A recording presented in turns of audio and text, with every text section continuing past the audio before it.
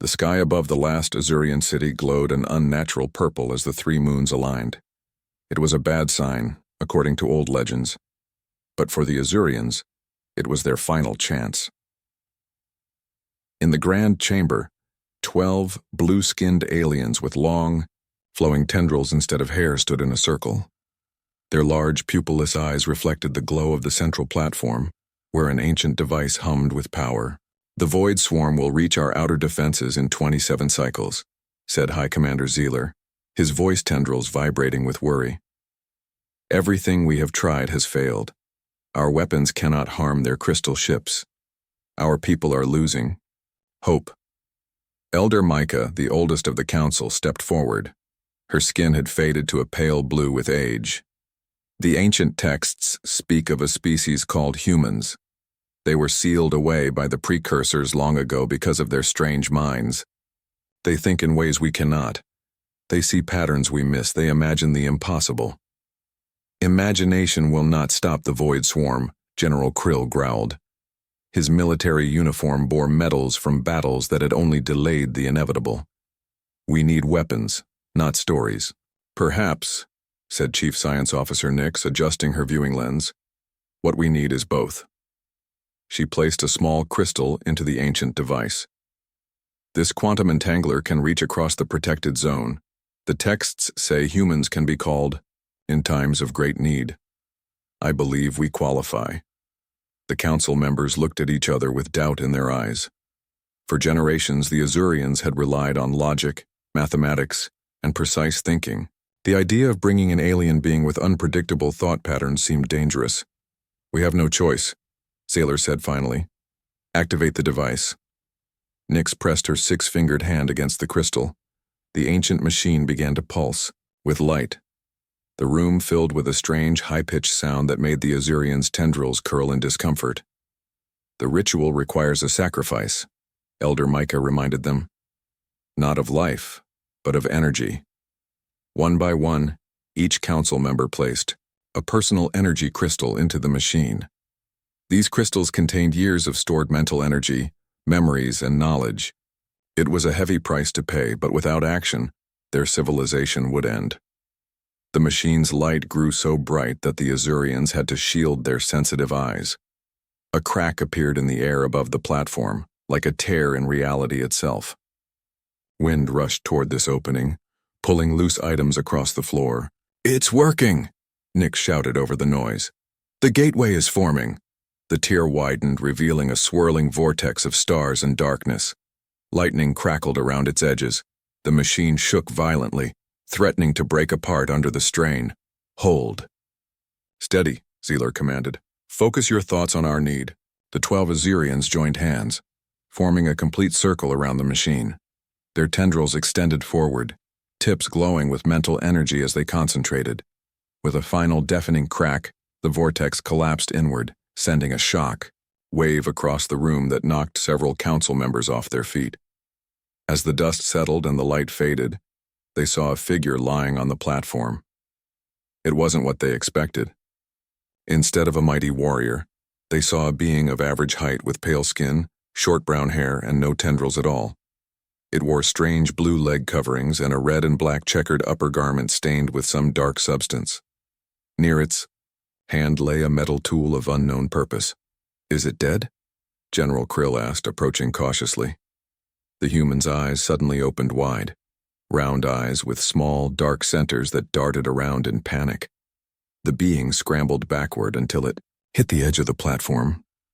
"What the hell?" it said in a deep voice. "What just happened? Where am I?" Nix approached slowly, holding up her hands to show she meant no harm. "Be calm, human. You have been summoned to help us. I am activating a translator now." She pressed a button on her wrist device. The human, a male of his species according to the scanner, touched his head and winced. "Who are you people? What is this place?" "I am Chief Science Officer Nix of the Azurian Collective," she replied. "You are on our homeworld, Azura Prime, the last refuge of our people." The human looked around at the grand chamber with its crystal walls and glowing technology. Through the large windows, he could see the alien city stretching to the horizon, with tall spiral buildings and flying vehicles moving between them. This isn't a dream, is it? He asked, his voice shaking slightly. My name is John Miller. I was fixing my garage door opener and then... He gestured around him. High Commander Zeeler stepped forward. John Miller, we have brought you here because our civilization faces extinction. We need your help. John ran his hands through his hair. My help? I'm just a mechanical engineer from Ohio. What could I possibly do to help an alien civilization? Nix pressed a button on a nearby console. A holographic display appeared, showing hundreds of crystal ships moving through space like a swarm of insects. The Void Swarm, she explained. They have destroyed 11 of our 12 worlds. Our weapons cannot harm them. Our shields cannot stop them. They will reach this planet in 30 of your Earth days. John stared at the display, his face pale. And you think I can stop them? Why me? Elder Micah approached, leaning on her staff. Because you are human. Your species thinks differently than any other in the galaxy. You see possibilities where we see only problems. John Miller stood up slowly, still unsteady. This is insane. I need to get home. I have a job, a mortgage, a dog. If the Void Swarm is not stopped, General Krill said harshly, they will eventually find Earth too. No world is safe from them. John fell silent, looking again at the holographic display of the approaching enemy. Show me everything you know. About these crystal ships, he said finally. Your weapons, your defenses, everything you've tried. Nix nodded, relief evident in her expression. This way, we have prepared a workspace for you. As they led John from the chamber, Zeeler turned to Elder Micah. Do you truly believe one human can save us? The old Azurian watched John as he passed. Legend says humans have a quality we cannot understand. They call it hope, the ability to believe in success, even when logic says failure is certain. Then, we must hope that the legends are true, Zeeler said, looking up at the purple sky where, invisible to the naked eye, the Void Swarm approached. Because we have 29 days until the end of our world. John Miller sat in the strange alien chair, trying to make sense of the holographic displays floating in front of him.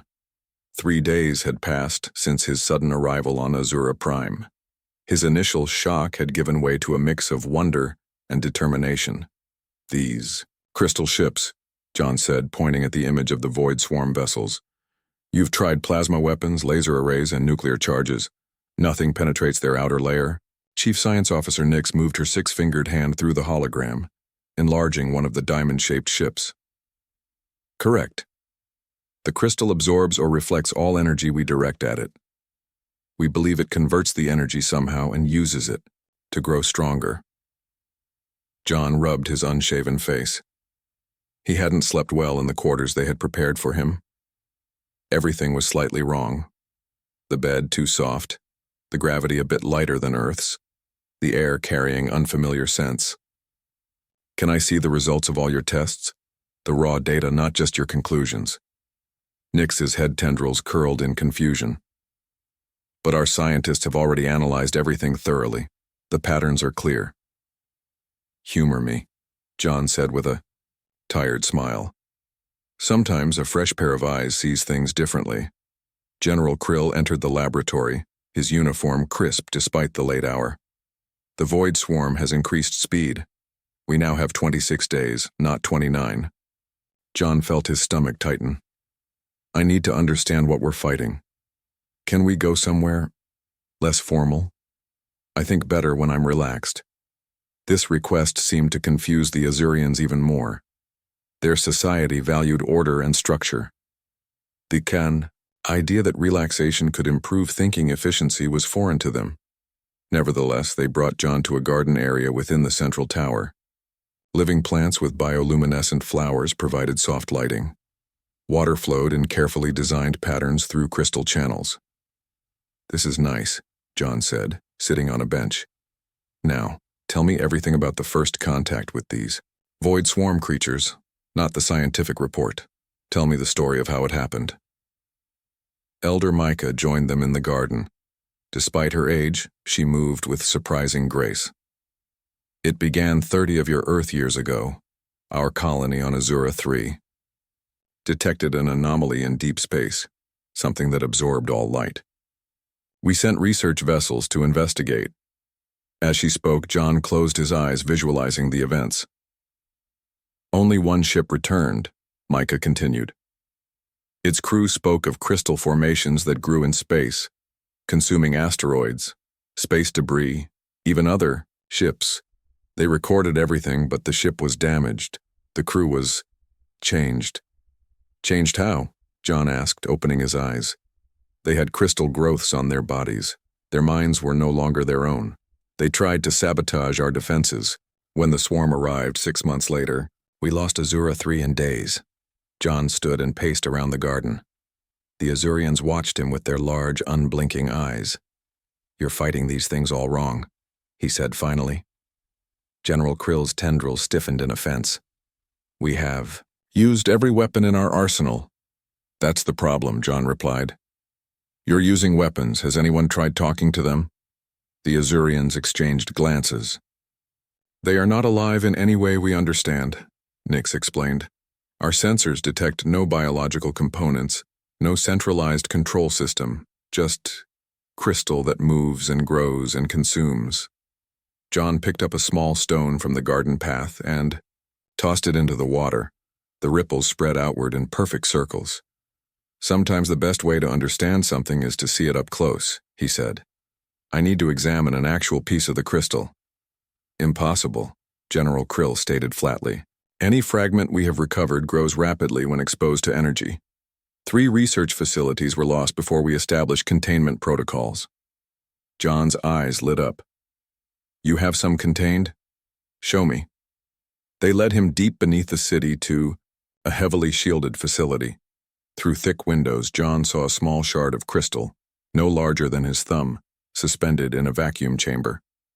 "It's beautiful," he whispered. The crystal seemed to shift colors as he moved, from clear to purple to black. "What happens if you expose it to energy?" "This," Nick said, pressing a button. A small amount of radiation entered the chamber. The crystal immediately began to grow spikes in the direction of the energy source. "And if you change the type of energy?" John asked. Nix looked uncertain but adjusted the controls. A different wavelength entered the chamber. The crystal's growth pattern changed, becoming more spread out. John watched for hours as they tested different energy types. The crystal responded, differently to each one, sometimes growing aggressively, sometimes more slowly. "It's like a plant turning toward sunlight," John muttered. "But it's not alive, or is it?" That night, John couldn't sleep. He sat on the floor of his quarters, drawing diagrams with a stylus on a borrowed datapad. His mechanical engineering background helped him understand structures, but this was something entirely new. A soft chime indicated someone at his door. "Come in," he called. Elder Micah entered, carrying a small box. "You should rest, John Miller. Your human body requires sleep." "I'll sleep when I figure this out," he replied, not looking up from his work. Micah sat beside him, her movements slow, with age. "What troubles you?" "Your weapons don't work because they're giving the swarm exactly what it wants. Energy," John explained. "But there must be forms of energy it can't process or doesn't like." He showed her his rough sketches, ideas for devices that might disrupt the crystal's growth patterns rather than trying to destroy it directly. "This is not how Azurians think," Micah said, studying his work.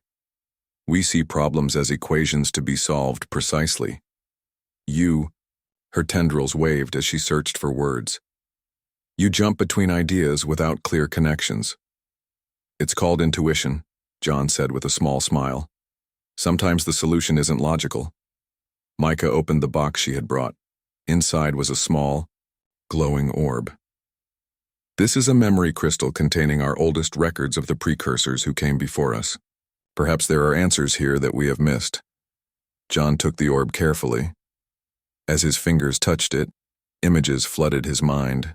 Stars, planets, ancient beings with technology, beyond imagination. "Why show me this now?"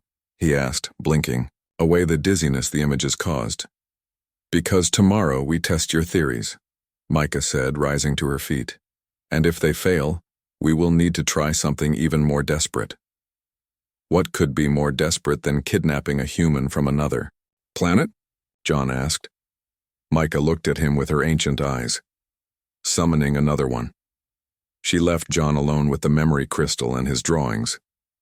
Outside his window, the 3 moons of Azura Prime cast their purple light on the city.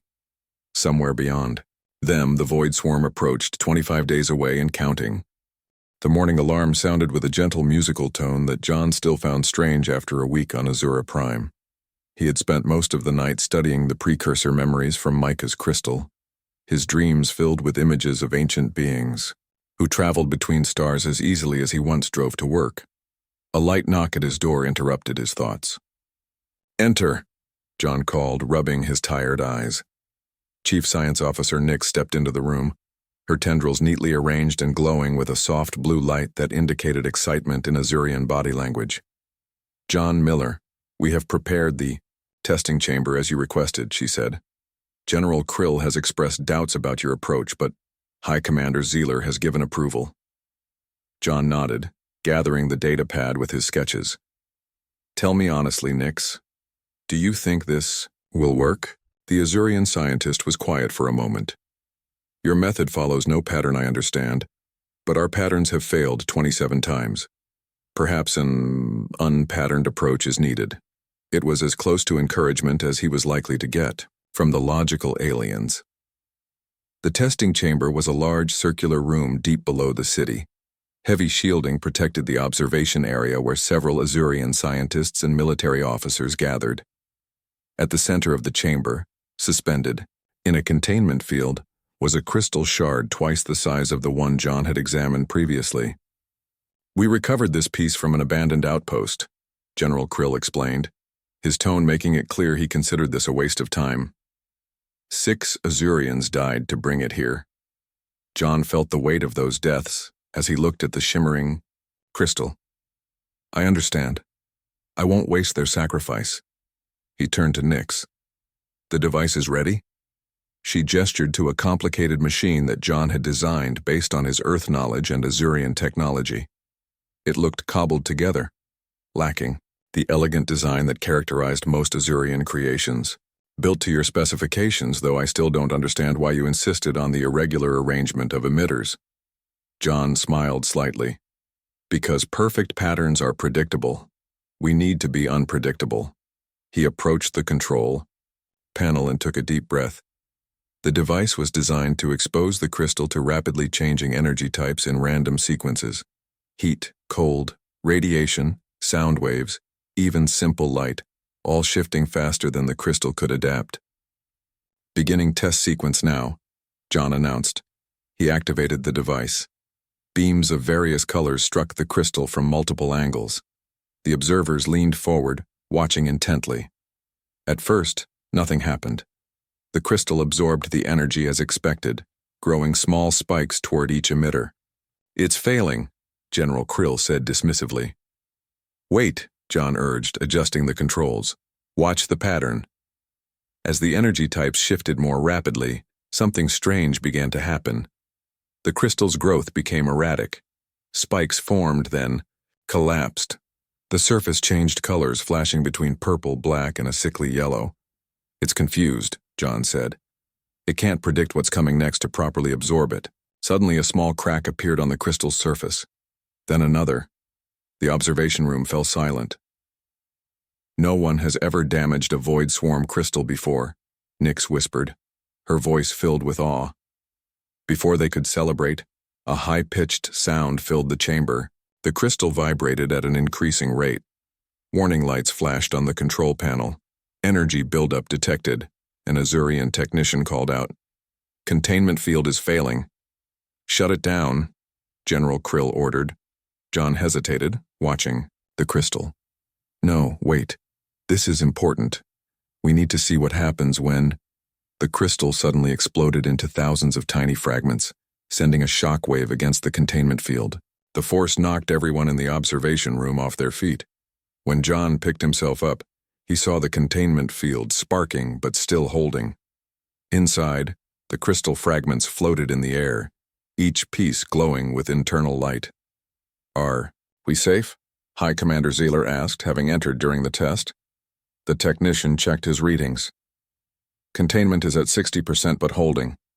John stepped closer to the window, studying the fragments. "We didn't destroy it. We just changed its form."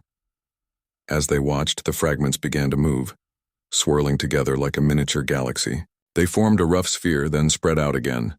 "It's reorganizing," Nix observed. "Adapting."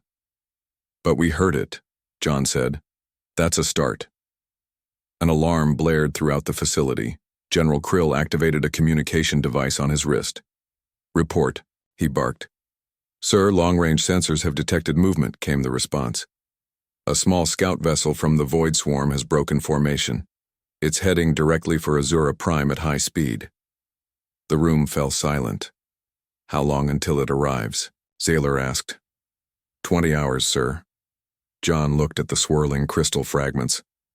"They know what we're doing. They felt it." "Impossible," Nick said. "The Void Swarm has no centralized consciousness."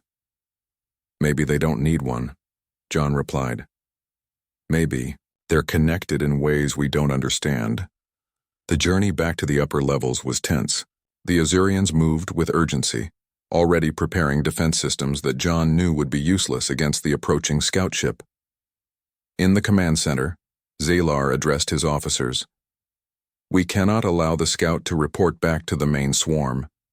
All planetary defenses will target it upon arrival." "With respect, sir," John interrupted, "that won't work. We need to try something new." All eyes turned to him. "The test showed we can disrupt their structure with unpredictable energy patterns," John explained. "If we can modify our main defense array to generate the same effect on a larger scale." "Impossible in 20 hours, General Krill stated. "The defense array covers the entire planet." "Then we don't modify all of it," John argued. "Just one section, directly in the scout's path." Elder Micah, who had been quietly observing, stepped forward. "The human is right. We must try." Zeeler considered for a moment, then nodded. "Make it happen, Chief Science Officer." Nix's tendrils fluttered with concern. "I will need help. The modifications are complex and time is short." "Then we summon another human," Elder Micah said firmly. "The ritual can be performed again." John felt a strange mix of relief and guilt. Relief that he would no longer bear this burden alone. Guilt that another person would be ripped from Earth as he had been. "Who will it be?" he asked. "The quantum entangler responds to need," Micah explained. "It will find the human with the skills we require." As the Azurians prepared both the defense modifications and the summoning ritual, John stood at a viewport, looking out at the alien sky. The smallest of the 3 moons was visible even in daylight, a reminder of how far from home he truly was. "I die fee. Hope whoever comes next is better at saving worlds than I am," he whispered to himself. In the ritual chamber, the ancient device hummed with power once more. The Council of Elders gathered, ready to sacrifice more of their precious mental energy. 20 hours until the scout arrived. 24 days until the main swarm reached Azura Prime. And somewhere on Earth, an unsuspecting human was about to be pulled across the stars. The summoning chamber filled with the same swirling energy John remembered from his own arrival. The council members stood with their hands linked, their mental energy flowing into the ancient device. John watched from a corner, his heart pounding with anticipation and worry. "The gateway is forming," Elder Micah announced, her voice strained from the effort. The air rippled and tore open. Wind rushed toward the vortex as reality itself seemed to bend.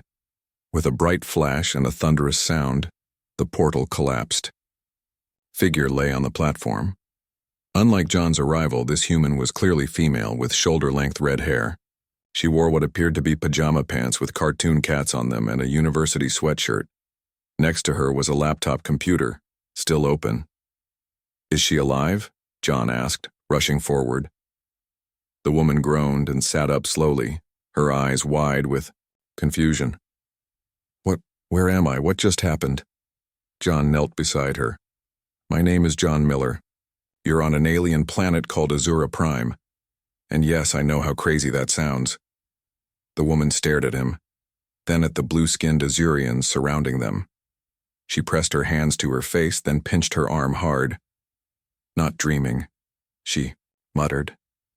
Hallucinating? Did someone drug me? No drugs, no hallucinations, John said gently. They brought me here a week ago, just like you. They need our help. Chief Science Officer Nix approached with a translator device. Human female, can you understand me? The woman flinched as the translation took effect. Yes, I understand you. Who are you? What are you? I am Nix of the Azurian Collective. We have summoned you because our world faces destruction. The quantum entangler sought one with specific knowledge our first human does not possess. The woman looked at her laptop, which had survived the journey intact. I was just working on my thesis. Sound wave interference patterns in crystalline structures. John's eyes widened. You're a physicist? Acoustical engineer, actually. Lily Green. I specialize in how sound waves interact with different materials. She looked around the chamber again. This is really happening, isn't it? It is, John confirmed, and we have less than 18 hours to prepare for an alien attack. Your knowledge might save this entire planet. As they led Lily to the command center, John quickly explained everything. The void swarm, the crystal's response to energy, and the approaching scout ship.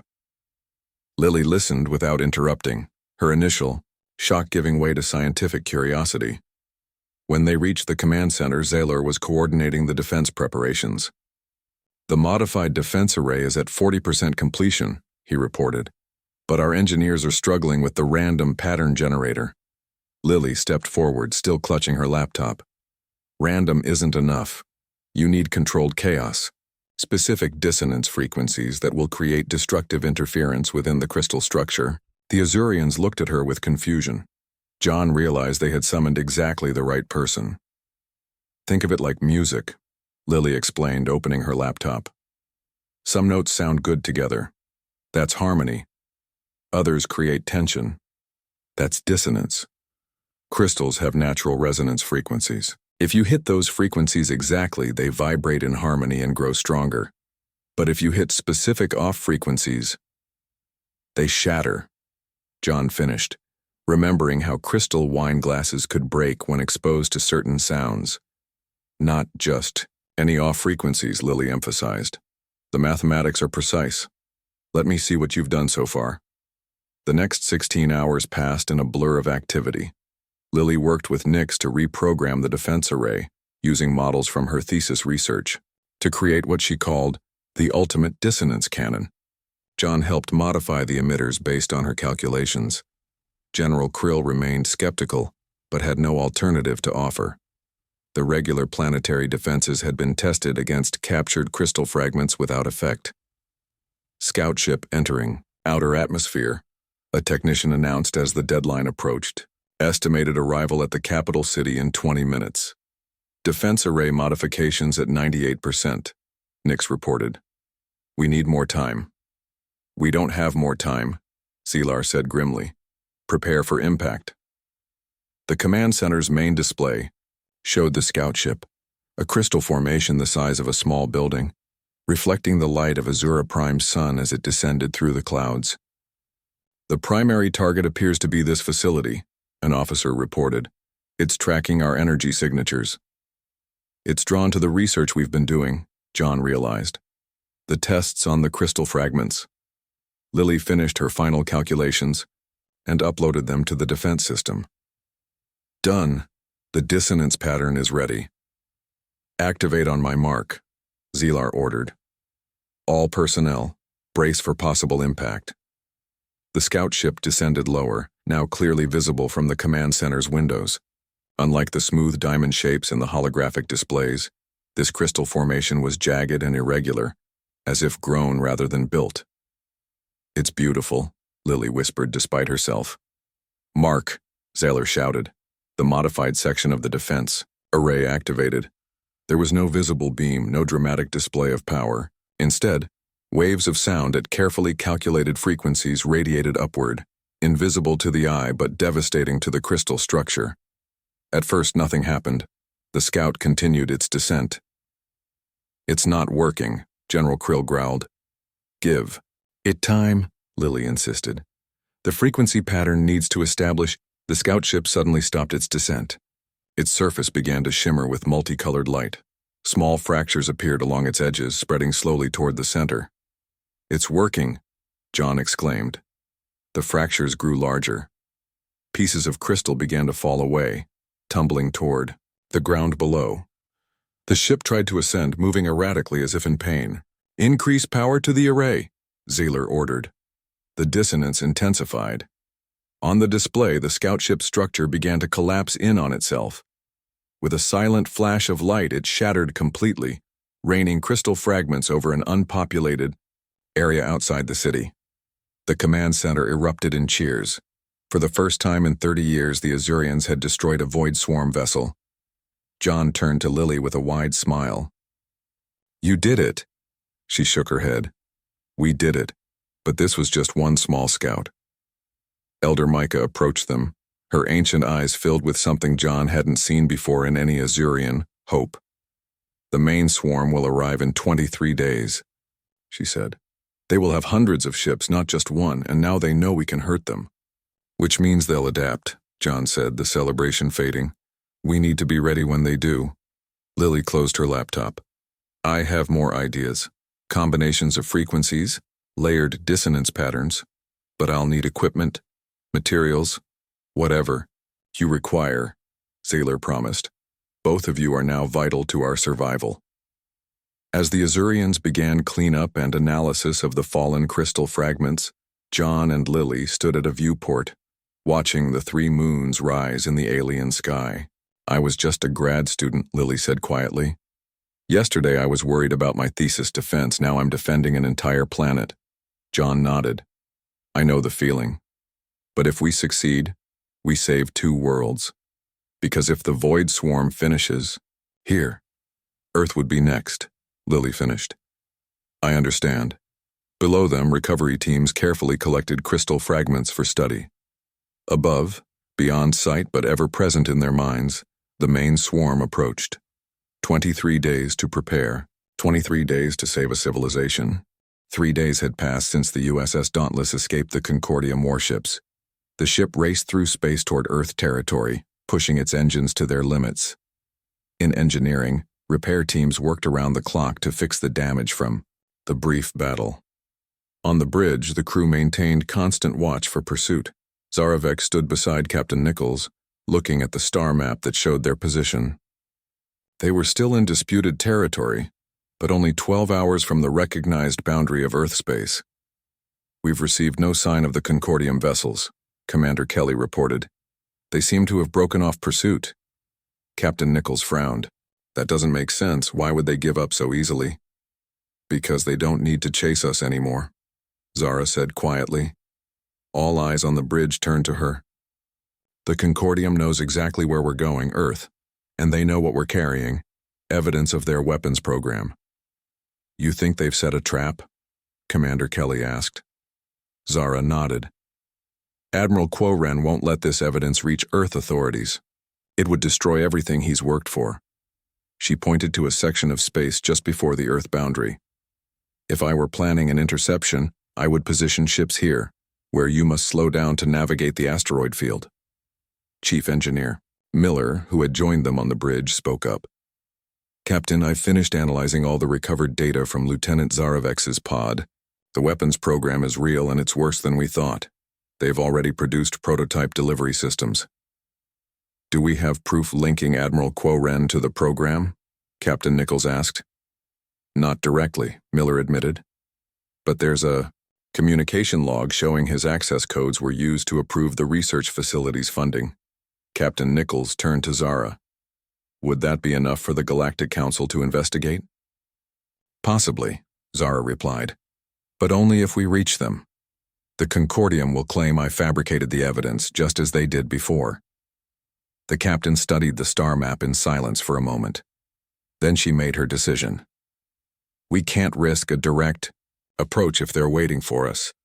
Navigator, plot a course through the Kelson Nebula. It will add 6 hours to our journey but should mask our approach to Earth space. The nebula has strong electromagnetic interference, Commander Kelly warned. Our sensors and communications will be limited. That works both ways, Captain Nichols replied. The Concordium won't be able to detect us either. As the crew adjusted their course, Zara was struck by the captain's willingness to adapt. A Concordium commander would never deviate from established protocols, even when the situation demanded it. This human flexibility continued to surprise her. The Dauntless altered course and soon entered the colorful gases of the Kelson Nebula. Purples, blues, and greens swirled outside the viewports as the ship moved carefully through the cosmic cloud. Visibility reduced to 10%, reported Lieutenant Martinez. Sensors are showing multiple false readings due to electromagnetic interference. Maintain course and reduce speed, ordered the captain. We'll proceed with caution. For 3 hours, the Dauntless moved slowly through the nebula without incident. The swirling gases created an eerily beautiful display that the crew might have enjoyed under different circumstances. Then a warning sounded from the tactical station. Captain, I'm detecting an energy signature ahead. It's difficult to get clear readings through the nebula, but it matches Concordium engine patterns. How did they know we would come this way? Commander Kelly asked. Zara felt a chill. They didn't. This must be another ship on a different mission. Her mind raced through possibilities. Unless this is one of their research vessels. The weapons program, Captain Nichols asked. Possibly. The nebula would provide excellent cover for testing prohibited weapons. Captain Nichols made a quick decision. This could be an opportunity. If we can gather direct evidence of their weapons testing, we'd have a much stronger case. She turned to her tactical officer. Can we approach without being detected? I believe so, Captain. The nebula is interfering with their sensors as much as ours. Proceed slowly. No active scans that might give away our position. The Dauntless crept forward through the gases, gradually approaching the other vessel. As they drew closer, they could make out its shape on the view screen. A Concordium science vessel with unusual external equipment. Chief Engineer Miller used the passive sensors to gather data. Captain, they appear to be testing some kind of delivery system. I'm detecting unusual biological compounds in the surrounding nebula gases. Can you collect samples? Asked the captain. Not without getting much closer, Miller replied. Captain Nichols looked at Zara. What do you think? Is it worth the risk? Zara considered the question carefully. Yes. Direct samples of the biological agents would be irrefutable evidence. Very, well, tactical. Prepare to launch a stealth probe to collect samples. Keep our approach as quiet as possible. The crew worked with tense focus as the Dauntless moved closer to the unsuspecting Concordium vessel. They were now close enough to see the details of the experimental equipment on its hull. Probe ready, Captain, reported the tactical officer. Launch. The small probe shot away from the Dauntless, its trajectory designed to make it look like just another piece of debris in the nebula. It approached the Concordium vessel and extended its collection mechanism into a cloud of particles the alien ship had just released. Probe has collected samples, Miller reported. Beginning analysis now. For several minutes, the bridge crew waited in tense silence as the computer processed the biological material. Finally, Miller looked up from his console, his face grim. Captain, these are definitely weaponized pathogens designed to target human physiology. And there's more. The probe captured a data transmission from the research vessel. It contains Admiral Quoren's authorization codes and direct orders regarding the testing. That's it, Captain Nichols said. That's the proof we need. Download all data and prepare the probe for recovery. Before they could retrieve the probe, warning signals flashed across multiple consoles. Captain, the Concordium vessel has detected the probe. They're powering weapons. Retrieval isn't worth the risk, Captain Nichols decided quickly. The probe has already transmitted its data to us. Set course for Earth space, maximum speed. The Dauntless surged forward, no longer concerned with stealth. Behind them, the Concordium research vessel fired into the nebula, but the shots went wide as the gases interfered with their targeting.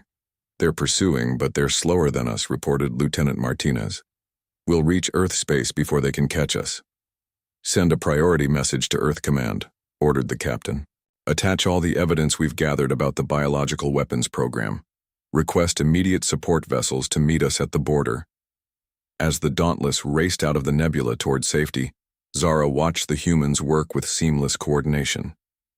They had risked everything, their ship, their lives, their careers, to help her and to protect their people from a threat they hadn't known existed until days ago. "Why?" she asked Captain Nichols quietly. "Why did you do all this for me? A stranger, not even your species." Captain Nichols smiled. "3 reasons, Lieutenant. First, it was the right thing to do.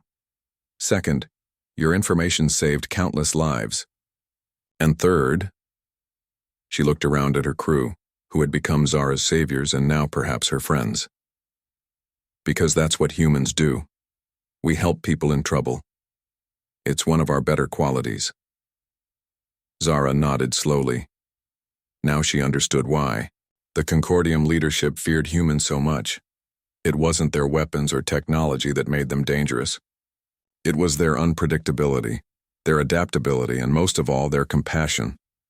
Qualities the rigid Concordium hierarchy could never control or understand. As the first Earth patrol ships appeared on the sensors, coming to escort them home, Zara realized something else.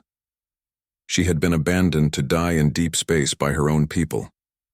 Instead, she had found new allies, perhaps even a new home, among the very humans she had been taught to fear. The Concordium had meant her punishment, to be a slow death. Instead, it had become the beginning of a new life,